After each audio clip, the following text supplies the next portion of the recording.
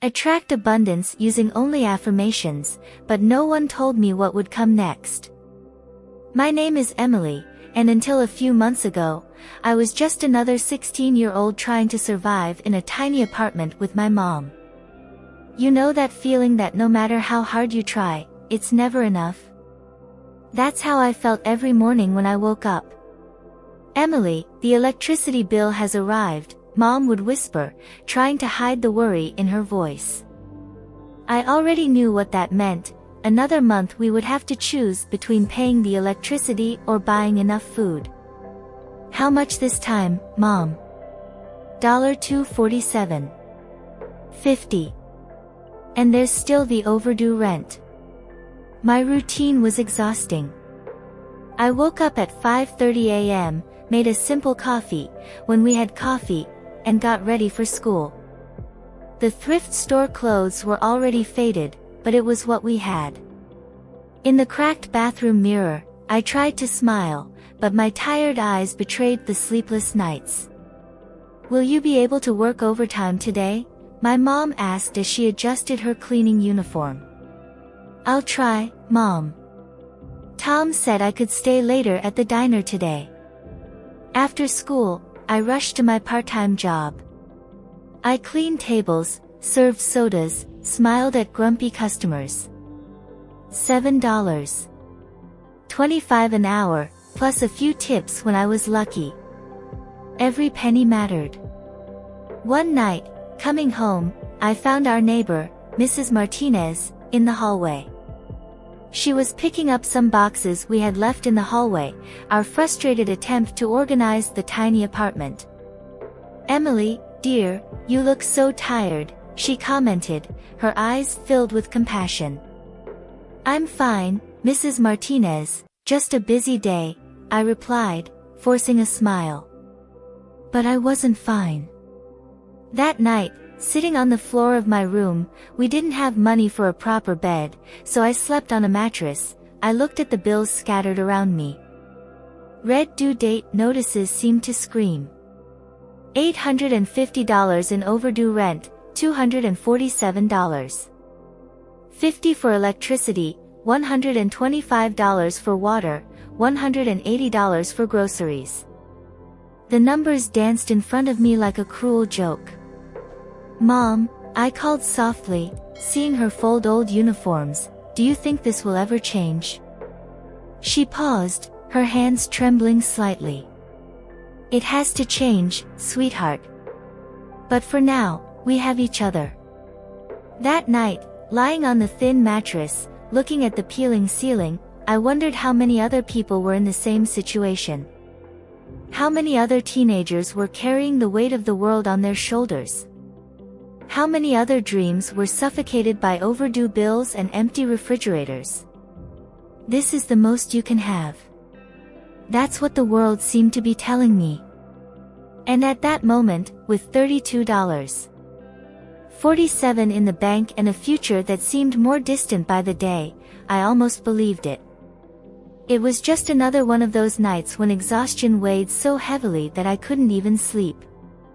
Lying on the thin mattress, I scrolled through my old phone with the cracked screen, my only distraction after a double shift at the diner. "Hey, you! Ever wondered why some people seem to attract abundance naturally?" The soft voice of the digital influencer caught my attention. Normally, I would scroll past, but something made me stop. The secret is in positive affirmations. In reprogramming your mind to attract what you desire, she continued, her eyes shining with a conviction that intrigued me. I sat up on the mattress, turning the volume down so I wouldn't wake my mom who was sleeping in the next room. The influencer explained how simple phrases, repeated with intention, could reshape our reality. "Change your words, change your life," she said with such certainty that she almost convinced me. The next morning, while making our thin coffee, I tried an affirmation, "I am prosperous. Money flows easily to me." "Talking to yourself, Emily?" my mom asked, entering the kitchen. "Just testing something I saw online," I replied, half embarrassed. At least it doesn't cost anything, she said, shrugging. That phrase from my mom kept ringing in my head. Really, what did I have to lose? During my break at work, I locked myself in the staff bathroom and opened the video again. Start by writing your affirmations. Feel each word as if it's already real, the influencer explained. I grabbed a napkin from the diner and wrote, trembling, I attract infinite opportunities. Abundance finds me easily. Emily, your break is over, shouted my supervisor. I'll be right there. I replied, quickly tucking the napkin into my uniform pocket. For the rest of the day, between serving burgers and cleaning tables, those words echoed in my mind. It was strange, but I felt different. As if I had discovered a secret door that had always been there, waiting to be opened. Does this really work? I asked my reflection in the staff bathroom mirror at the end of my shift. Words don't pay bills, the skeptical part of me argued. But another part, one I didn't know, whispered, what if it works? That night, before going to sleep, I looked at the stack of bills on the kitchen table. For the first time in a long time, I didn't feel that familiar tightness in my chest.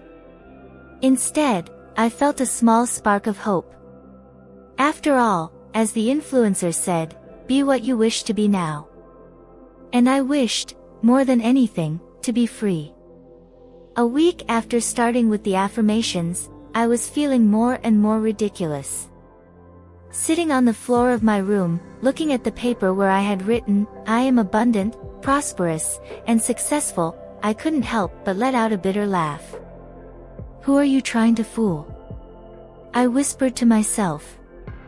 The bank statement in front of me showed a negative balance, and the notifications of overdue bills kept coming on my phone. Emily, you're going to be late again, my mom shouted from the hallway. I'm on my way, I replied, quickly hiding the paper with the affirmations under the mattress. On my way to work, I tried to mentally repeat, money flows easily to me. But every time I passed a store window, every product I couldn't buy seemed to mock my words. Hey, dreamer. Miguel, my coworker, poked me during the shift. Still believing in that positive thinking stuff? I don't know what you're talking about, I replied defensively, feeling my cheeks burn. I saw you writing those phrases during break. Look, Emily, if you want to improve your life, you need something real, not magic words. His words hit me like a punch in the stomach. That night, lying in bed, doubts consumed me. It was as if two voices were fighting in my head. You're wasting your time, one said. But what if it works, insisted the other. The next morning, I woke up earlier than usual. I sat on the edge of the bed and grabbed the crumpled paper with my affirmations. This is crazy, I murmured, but still, I started to read it out loud. Honey, who are you talking to? My mom asked, stopping at the door. Mom, do you believe we can change our lives just with thoughts? She sighed, sitting next to me. Emily, we need real money, not dreams. That night, I cried holding my pillow. Not because of the harshness of my mom's words or the teasing at work, but because, despite all the doubts, something inside me refused to give up. It was like a small flame that, no matter how hard everyone tried to extinguish it, kept burning. Maybe I am really crazy, I thought, but I'd rather be crazy trying to change than sensible living like this forever. That Saturday afternoon, after my extra shift, I passed by the used book fair. Normally, I would have walked straight by, after all, every penny counted. But something made me stop. Looking for something specific, dear? Asked an elderly lady, organizing a pile of books. Actually, no. I replied, but my eyes were already scanning the makeshift shelves. That's when I saw it, a small navy blue notebook, a bit worn at the edges.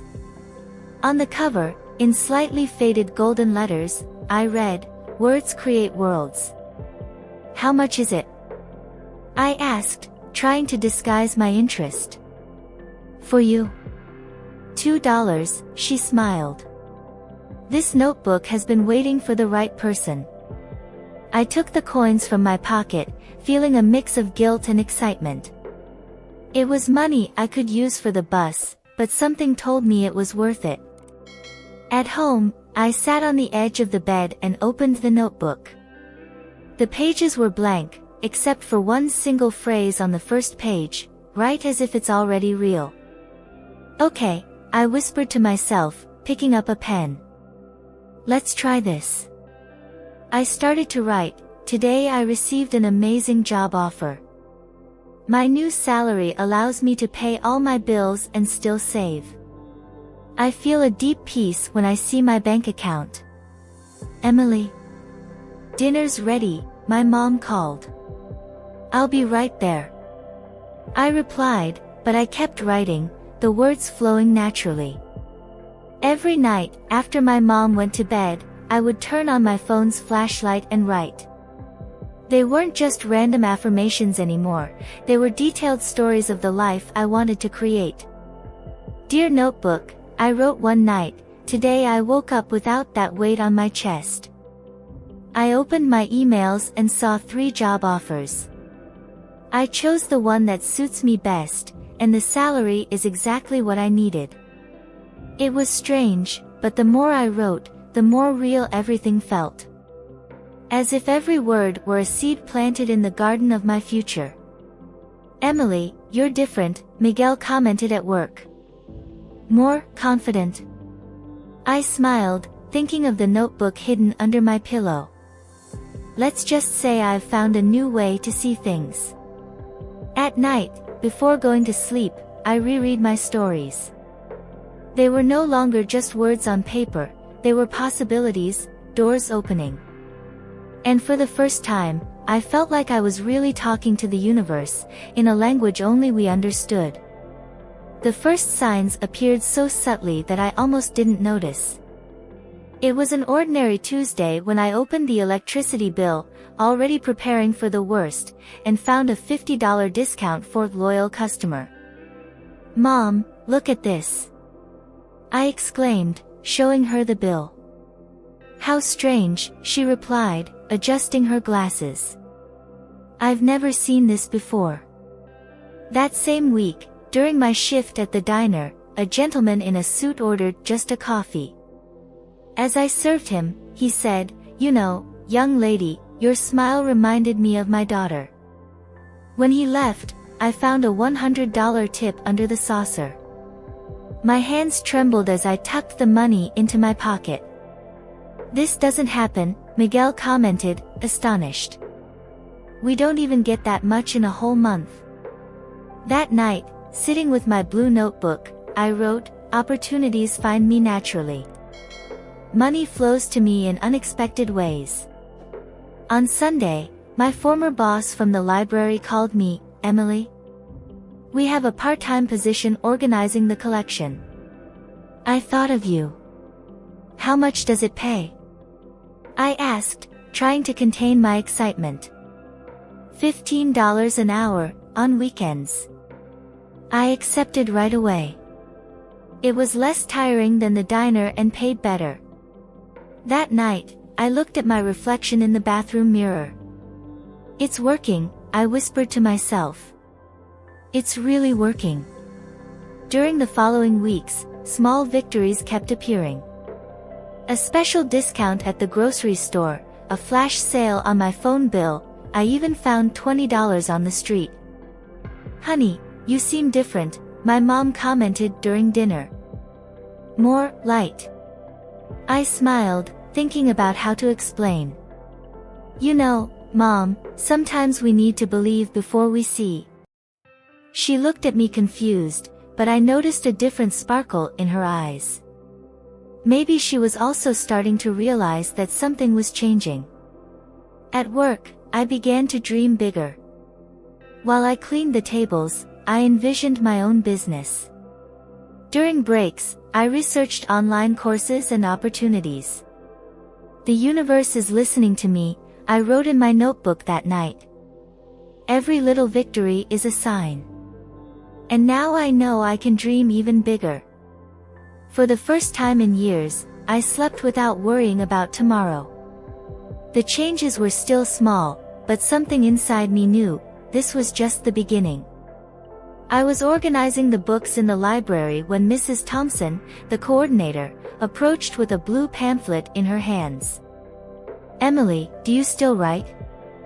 I remember your impressive texts in high school." I thought of my blue notebook at home. "Yes, I still write. There's a national essay contest.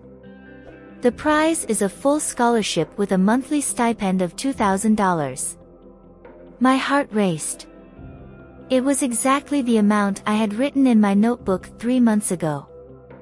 "The theme is, how I see my future," she continued. "The deadline is in 2 weeks." That night, I sat down with my special notebook. The words flowed like never before. My future is not just a distant dream, it is a reality I build every day. Each morning I wake up knowing I can create the life I want. "Still awake, daughter?" my mom asked as she walked into the room. "Mom, remember when you said we needed real money, not dreams? What if I told you that dreams can turn into real money?" She sat on the edge of my bed, reading the first paragraphs. "Emily, this is different. There's something new in you." The next 2 weeks were intense. I rewrote the essay dozens of times, pouring into it all the strength of my daily affirmations. 3 months later, my phone rang during work. "Emily. This is from the National Scholarship Commission." My hands shook so much that I almost dropped the phone. "We are pleased to inform you that your essay was the national winner." I sat on the diner floor, tears streaming down.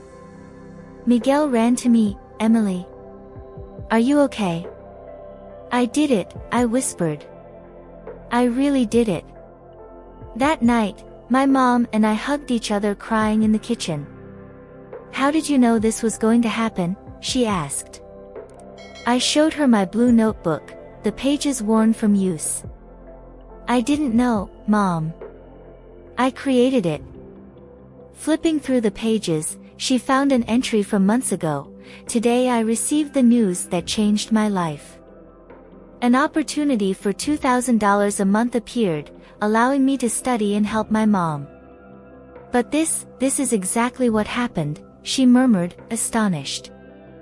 "Yes," I replied, smiling through tears. "Because words create worlds, Mom.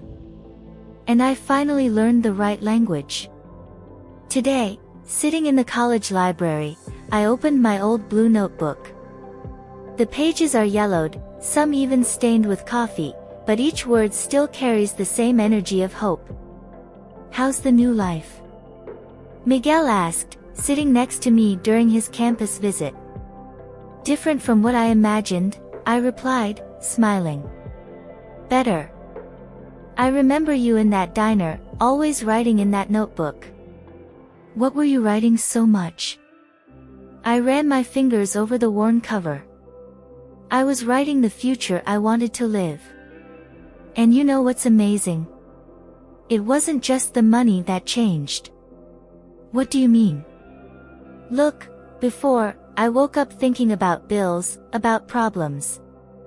Now I wake up thinking about possibilities. It's like I swapped out the lenses in my glasses."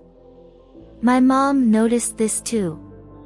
The other day, during dinner, she said, "Emily, do you remember when we paid the bills crying?" "I remember, Mom. And I remember you saying that dreams don't pay bills." She took my hand across the table. "You proved me wrong. Dreams can pay bills, when we believe in them enough." On the last page of my notebook, I wrote yesterday, the true manifestation wasn't the scholarship money. It was discovering that I can create any reality I choose to believe in. A freshman approached my table in the library. Are you Emily? The one who won the national scholarship? Yes, that's me. How did you do it? She asked, her eyes shining. I smiled, remembering myself a few months ago. I started by writing a different story for my life. You know that voice inside you that says something is impossible? I learned to respond, watch. Today, when I look back, I see that every word I wrote was a brick in the construction of my present.